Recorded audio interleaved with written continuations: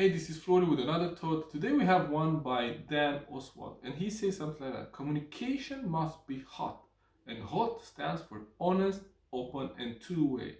And I believe that this idea of two-way, we sometimes get it wrong. Because when we look at a communication between two friends and they're sharing kind of what they've done over the weekend, what happens is that when we see they're communicating and they're sharing ideas, we think it's two-way, but there is a difference there.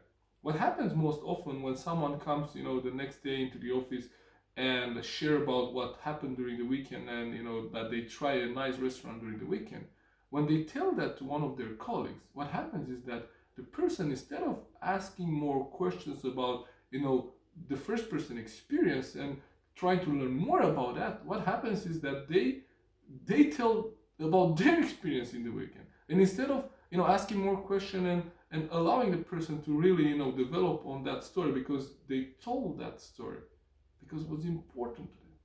So instead of us helping the person feel important, what happens is that most of the time we interrupt them and we want to tell about our experience, that we try a different restaurant, and our restaurant, they had this and that and this and that, and then all of a sudden the person that they started telling their story, they get interrupted.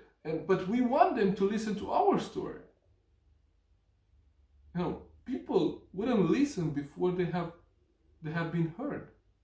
So you have to, first of all, when you think about this two-way communication, for me, two-way communication is that if I share a story about a restaurant that I tried during this weekend, I expect the person to ask me questions about, how was my experience? What did they like about the restaurant? What dishes did they had? What meal did I try? What dessert did they had? Did they had a good wine? Or why did I like that? Right? And what did I like about the experience? And all of those things which allowed me to expand on my story and feel good because I share something that's important to me. Instead of someone telling me, oh, but let me tell you the restaurant that I was this weekend, and all of a sudden they interrupted the communication, and that was not the two-way communication.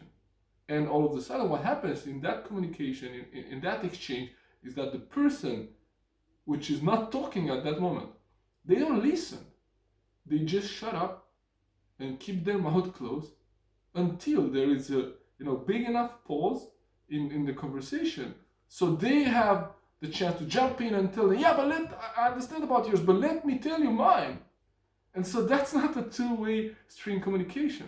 So I really like this idea of this acronym: hot, honest, open, and two-way.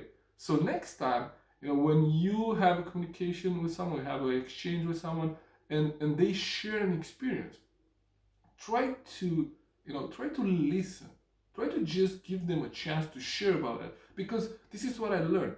No one would share something, about some experience, something that is not important to them. So if someone shares something with you, it's a sign that that's important to them.